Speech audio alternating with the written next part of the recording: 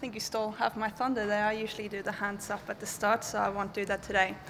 My name is Jessika. I'm the Head of Public Policy in Australia and New Zealand, and I'm here today to talk to you guys about how we can use data to better understand how Western Sydney moves and how we can actually make it move better.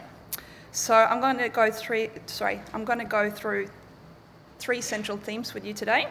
First one is the growth and challenges of Western Sydney. The second one is how technology can help move Western Sydney more effectively. And the third one is how economic opportunities the technology creates for people actually living in Western Sydney. So we all know that Western Sydney is growing at a remarkable pace. Last year alone, it grew by 2%, and by 2036, it's projected to grow to 9.3 million people. That's a five-fold increase from today. The growth of Western Sydney is really exciting, but it's hardly a surprise to anyone sitting in this room today. It's already one of the most diverse and dynamic parts of the country.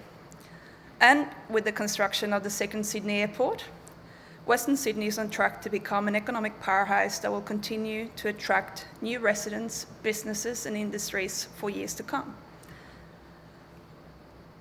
But all this growth comes at a cost. Western Sydney is not unique in struggling to keep up with rapid population growth. Cities all over the world are grappling with similar challenges. One of the most pressing questions that we need to ask is, how do we keep our residents moving?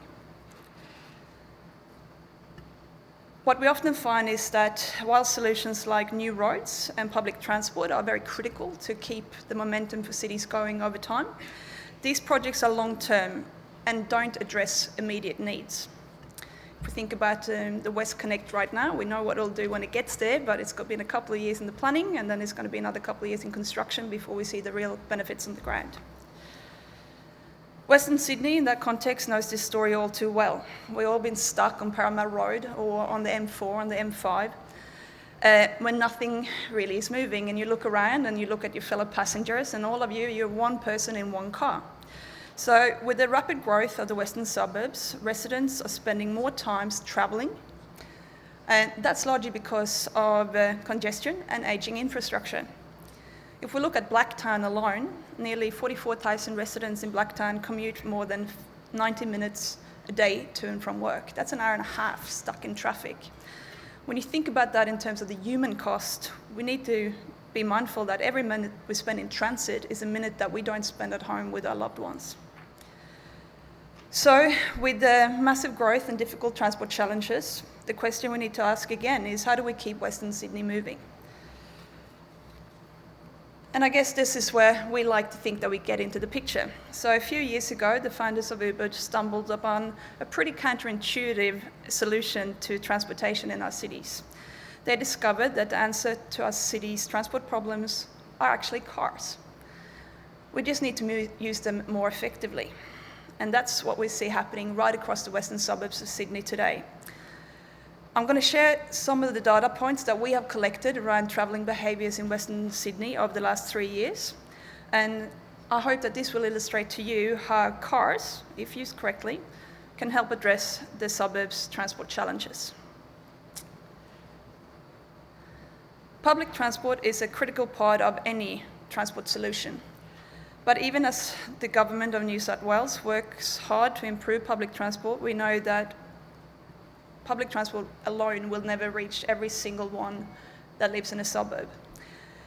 We call this the first last mile problem, and I think it's one known to everyone in this room. The good news is that there is an affordable and reliable solution that helps solve the first last mile problem in a lot of our suburbs.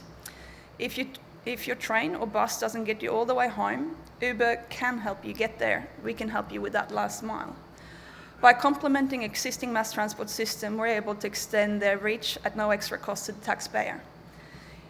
In Western Sydney, this is already happening, and this map that I have behind me here really shows that it shows all trips starting and ending within 100 metres of 70 transit hubs in Western Sydney during 1 week in October this year. It shows that many thousands of people every month are using Uber to get to and from local transit hubs already, the most popular ones being Parramatta, Blacktown, Lidcombe, Granville and Liverpool. But the story is more than just commuting. Our data shows that people also use Ubers to connect with public transport for more spontaneous trips. Those are the trips that they take late at night or during the weekends. Offering a reliable connection to and from public transport is especially important during these periods when services are less frequent. How many of us have been stuck missing the last bus, or we haven't quite gotten the last train home, and feeling the frustration around that? But by offering a reliable connection to transport during weekends and late nights, Uber is making a change to how we get home. Through this, we can actually help with a couple of different things. We can help discourage dangerous drink driving behaviour during the weekends, and also provide an alternative for, as I said, when that last bus has pulled out of the station, so to speak. Now, Western Sydney residents can enjoy a drink without having to worry they'll miss the last bus or the train, knowing that a combination of Uber and public transit can get them home safely, reliably, and safely. I want to dig a little bit deeper into this connectivity piece. So what we've got here is a map of Parramatta. Traditionally, accessing a pub like Parramatta was limited to residents who live near or near a connecting bus or train station. With Uber, residents from across the region now have a reliable connection to the station, making it more accessible than ever. This is helpful, especially when you think about Parramatta and its immense lack of parking spaces. Using your car to connect with the network wasn't really an option, but now it is. Many of the synergies we're seeing between ride-sharing and mass transit today are purely organic. But what happens if Uber partners with a transit agency? From Atlanta in the US to Innisfail in Canada to Canberra here in Australia, transportation agencies are looking to Uber to help with some of their toughest challenges. And we're eager to have those similar conversations here in New South Wales, whether it's with the state government or with local councils. I want to move on quickly to one of the other transportation challenges the Western Sydney suburbs face, and that's special events. Events are unique in that they produce temporary surges in traffic that can halt movement in particular areas. As Western Sydney is set to become an event capital, or at least that's what you guys are aiming to get it to, we need to rethink how we expand the capacity of existing infrastructure to accommodate for increased surges in traffic at particular points in time. Good example of this is the Parramatta Lanes Festival. It draws visitors from all over the region. As you can imagine, this can have a significant impact on travel time. On this map, we've used some of our data to look at the exact increases in travel times over time during the festival peak period. And it shows that 60%, it shows a 60% increase in the time it will take to get to Parramatta during the festival season. And then we can look at what happens when an event ends. So at the conclusion of the NRL Grand Final, tens of thousands of rugby fans were leaving the western suburbs. Why? I don't know, but they did. Their destination? Well, they went to the city, they went to Parramatta, and they went to Sydney Airport. Uber provides a transportation option for when travel can be most difficult. Alternative and additional modes of transport is essential for any part of our city that is trying to become an events hub. So for governments, Uber can serve as a demand management tool, helping you move visitors and residents when your infrastructure is stretched the most. Uber can scale up and down and adapt to any circumstances. And together, I think we look forward to working with Western Sydney stakeholders to help it grow into the events capital that it plans to be. So to finish off today, I want to look at how people who live in Western Sydney use the app to drive. We now have over 72,000 Australians driving on the Uber platform to help move their communities and earn some extra money on their own terms. In Western Sydney alone, there are over 10,000 people who drive on the Uber platform from Albury to Maryland to help move their community. And what we have up here on the screen is some of the suburbs that has the highest penetration, where most of the Uber drivers in Sydney live. One of the ways that these drivers look to move their cities is through one of the least known features of the Uber driver app. It's called driver destination. Driver destination allows drivers to twice a day pick their final destination and only pick up riders going in that exact direction.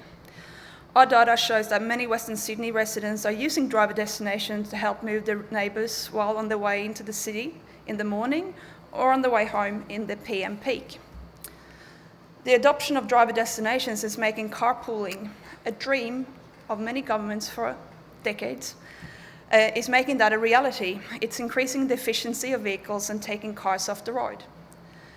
Now, of course, we understand that the New South Wales government wants to put downward pressure on cost of living. And the announcement they made earlier this week in relation to, earlier this week that allowed heavy toll users to get a free rego was designed to do just that. But I've got another idea, or let's put it like this. I have an additional idea for any New South Wales government official in the room today. What if you gave free regos for everyone who lived in Western Sydney who shared a ride to and from work on their daily commute? What we do know is that technology is there, people are using it, and we can measure it. Is this a way we can work together to encourage more people into one car, take cars off the road, and alleviate congestion on the Sydney orbital? This would achieve the dual aim of reducing cost of living for drivers and reduce congestion on some of our busiest roads. We think this is an interesting concept and we think it's worth exploring further, so if anyone is interested, I'm very happy to have a conversation about that later today. So on that note, we've worked through what the growth and challenges of Western Sydney are, the economic opportunities technology creates for people living in Western Sydney, and how technology can help move Western Sydney more effectively. There's one thing all this data has in common. It illustrates how Western Sydney is transforming from a quiet suburb to BOOMTOWN, a national economic powerhouse. No doubt that the rapid pace of growth will continue to pose serious challenges. But to keep Western Sydney moving, Uber can help. And the solutions we propose can be acted on today, not 5 years from now, but right now. We're excited to be part of the Western Sydney story and want to work collaboratively with governments to support such an exciting time in our city's history. Now, I want to leave on this note. I know a lot of people in this room are very interested in the development of the second Sydney airport. So I put up this slide and I want us to have a look at the current travel patterns to and from the airport of people living in Western Sydney right now. And then let's imagine how that could look like into the future. Thank you.